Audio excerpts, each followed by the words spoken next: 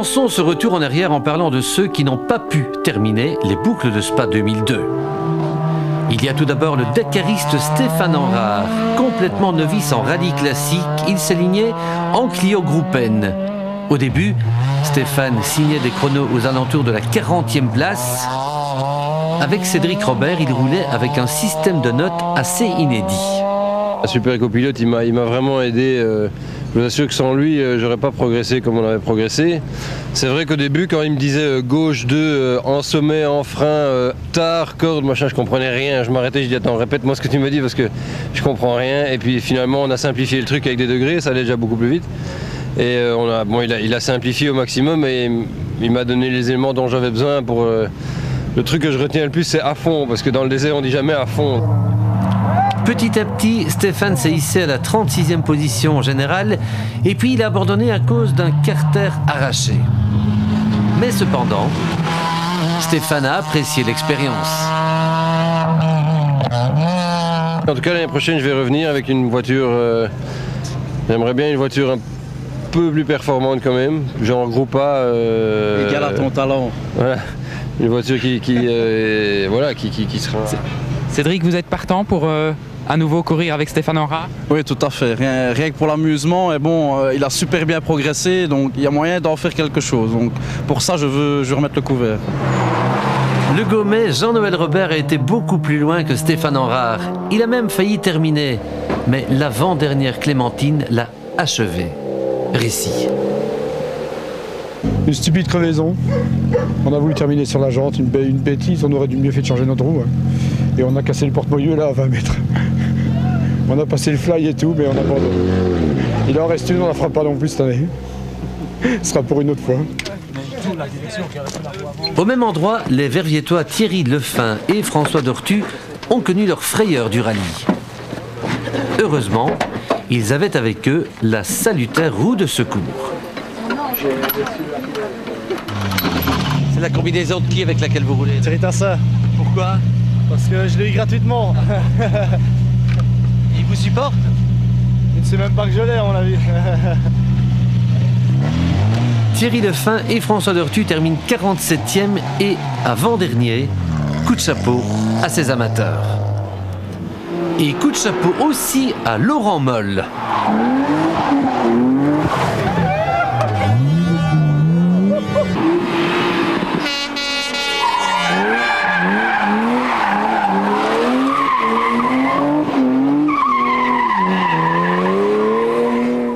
Au volant d'une BMW 325i, le Carolorégien aurait bien mérité le prix du spectacle, à vous de juger.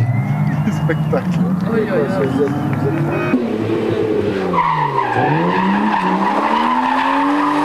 Et Laurent Moll termine 45e. À la 40e place, voici Peter Hopmans en Citroën Saxo. En spécial, l'Anversois a roulé le plus vite possible. En liaison, par contre, il a respecté à la lettre le code de la route. Son métier de policier l'oblige à montrer l'exemple. Oui, les chemins sont fermés ici, donc c'est normalement aucun problème pour moi. Donc, la place où on peut, on roule vite et pour le reste, on respecte le code comme il faut. Coup de chapeau à la seule dame à l'arrivée. Sylvie Delcourt, l'une des reines de la Fun Cup, termine 32e. Vous aimez le rallye, hein? Ah oui, ça me plaît vraiment beaucoup. J'ai beaucoup d'expérience en circuit, mais là, j'apprécie vraiment beaucoup le rallye. C'est mon 3e rallye et je pense qu'il y en aura d'autres. Sur une autre VW Polo, Cédric Verrees, petit copain de Sylvie Delcourt, là-bas de 4 places. Il est 28e et gagne sa classe. Laquelle? Classe N1, hein. Donc la plus petite classe, mais on s'amuse quand même. Ouais, c'est très gai. Il faisait sec, donc il fallait un petit peu des chevaux. On en manque un petit peu, mais c'est pour tout le monde pareil, hein. À la 27e place, on retrouve le vainqueur en A5 sur Peugeot 106 Rallye, Stéphane Grosjean.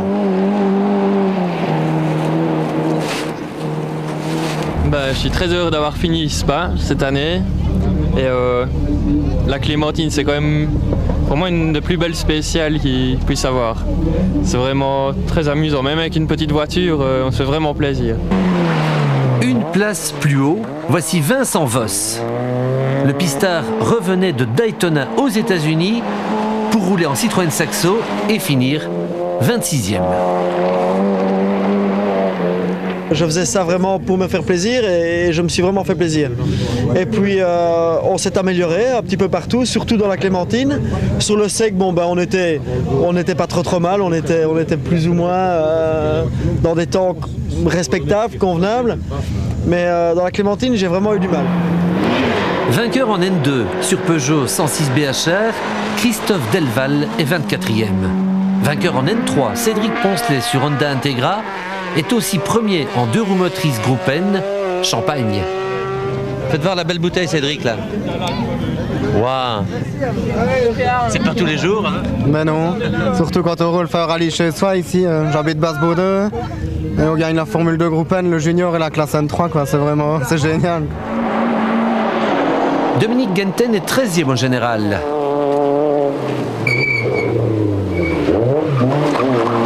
Et virtuel vainqueur d'un officieux mini challenge Saxo. Rappelons que la Coupe Citroën démarrera officiellement au Tour de Luxembourg les 6 et 7 avril prochains.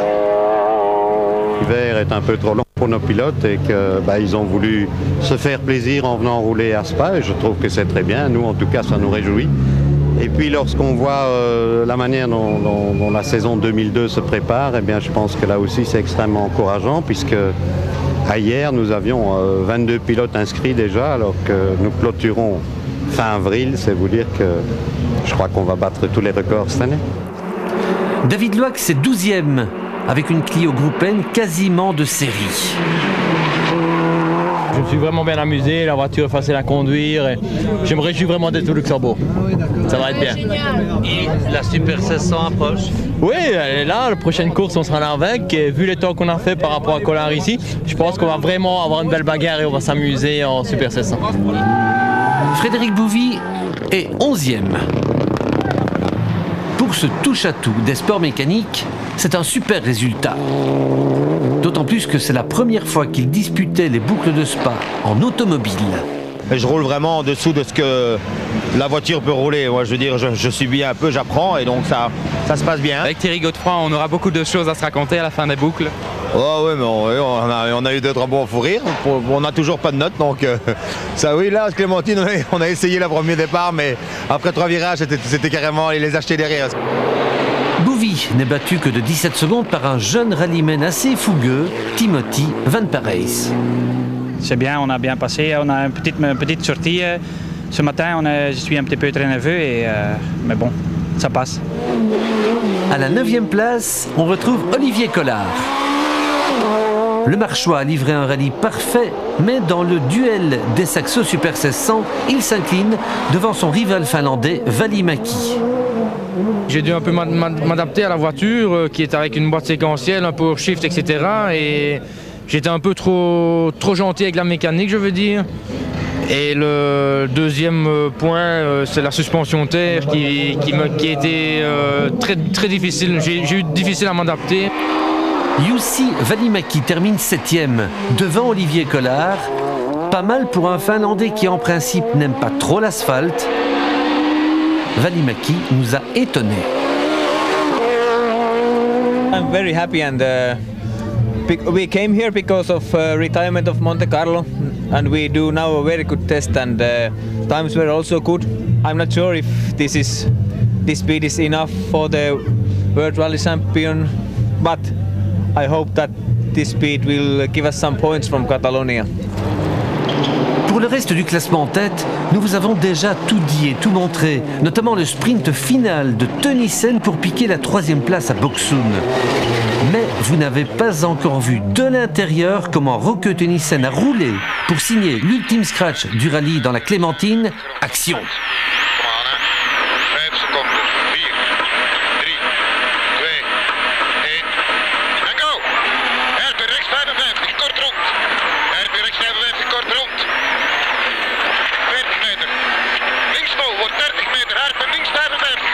En op het tank vol. 70 meter links in Volkenberg.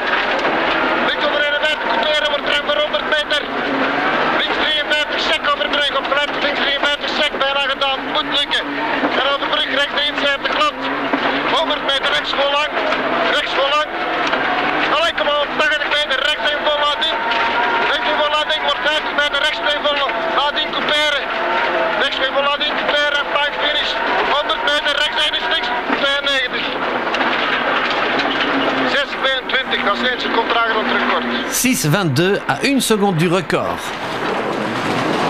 Un mot encore à propos de Larry Coles. Il a gagné un rallye que son père Didi n'a jamais pu remporter lorsqu'il roulait, regardez bien, en Fiat 131 à Barthes, il y a 20 ans.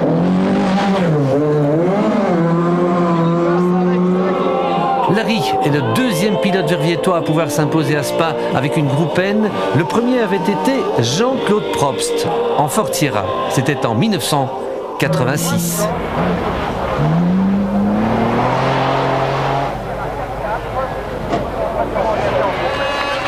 Parmi la foule qui applaudit Larry Coles, notre ministre des Finances, Monsieur Euro. Didier Reynders commence à connaître de mieux en mieux le rallye.